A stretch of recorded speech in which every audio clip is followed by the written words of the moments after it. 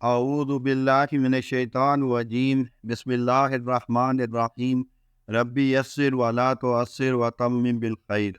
آج میں جس موضوع پر بات کروں گا وہ ہے بے مثال صحابت۔ اب ان کا نام بھی مظفر تھا اور رہتے بھی مظفر نگر میں تھے، اور ان کا پورا نام تھا نواب مظفر علی خان۔ مظفر نگر آج کل تو ہندوستان میں ایک ضلع ہے۔ ان بھلے وقتوں میں نواب صاحب کی جاگیر تھی۔ نواب صاحب کو تعمیرات کا شوق تھا۔ اسی شوق براری کے لیے اپنے ایک وسیع و عریض باغ کے بیچوں بیچ ایک بنگلہ بنوایا۔ حج بھی خوب کیا اور نگرانی بھی خود کی۔ بن کر تیار ہوا تو دیکھنے والوں نے کہا، کہنے کہ تو بنگلہ ہے مگر حقیقت میں محل ہے۔ واقعتاً تھا بھی ایسے ہی، لوگ دیکھتے اور دانتوں تلے انگلیاں دبا لیتے۔ نواب صاحب کا ارادہ تھا کہ اس کا افتتاح بڑی شان و شوکت سے کریں گے۔ اسی ارادے کے پیش نظر صفائیاں دلائیاں وغیرہ ہو رہی تھی، ریشمی پردے اور فرش فروش بچھائے جا رہے تھے۔ آرائش و زیبائش کا کام آخری مراحل میں تھا کہ انہی دنوں مظفر نگر کے رہائشی ایک غریب آدمی کی بیٹی کی شادی طے پا گئی۔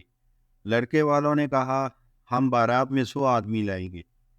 اب لڑکی والوں کی پریشانی تھی کہ بارات ٹھہرائیں گے کہاں۔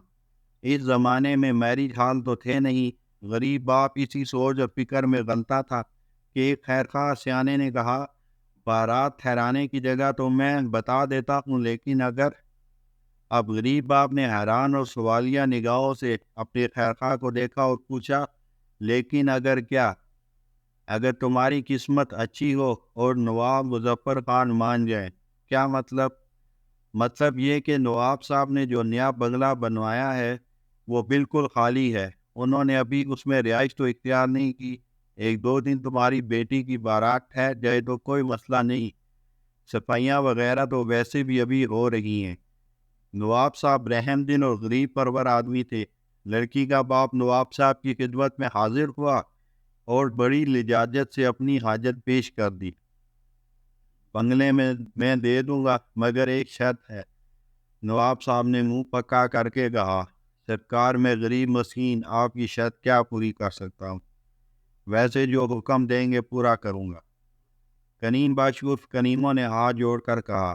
نواب صاحب مسکرائے اور فرمایا، جتنے دن بارات ٹھہرے گی اس کا 3 وقت کا کھانا بھی میری طرف سے ہوگا۔ کریم بخش کی آنکھوں میں احسان مندی سے آنسو آ گئے۔ اس نے پگڑی کے پلو سے آنسو پوچھتے ہوئے کہا، نواب صاحب آپ نے مجھے خرید لیا ہے۔ ساری زندگی بھی لٹا دوں تو آپ کے احسان کا بدلہ نہیں ہو سکتا۔ نواب صاحب نے کہا، میاں کریمو، اب میرے بنگلے کا افتتاح تمہاری بیٹی کی بارات سے ہی ہوگا۔ یہ لو چابیاں اور جہاں مزید صفائی کی ضرورت ہو خود ہی کر لینا۔ بارات 2 دن بنگلے میں ٹھہری اور زردے پلاؤ اور مختلف دیگیں جو پک پک کر آتی رہیں۔ رخصتی کے وقت عورتوں بچوں سمیت ہر باراتی کو ایک ایک جوڑا بھی نواب صاحب کی طرف سے دیا گیا۔ بارات رخصت ہوئی تو کریم بخش احسان کے بوجھ تلے دبا۔ شکریہ کے احساس میں ڈبڈباتی آنکھوں سے نواب صاحب کی خدمت میں چابیاں واپس کرنے آیا تو نواب صاحب نے چابیوں کا گچھا لوٹاتے ہوئے کہا، میاں یہ بنگلہ تو باغ سمیت ہم نے تمہاری بیٹی کو دے دیا، بلکہ اسی وقت دے دیا تھا جب تم بارات کے ٹھہرانے کی اجازت لینے آئے تھے۔ اللہ تعالیٰ ہمیں بھی سخاوت کی دولت سے نوازیں۔ وآخر دعوانا الحمدللہ رب العالمین۔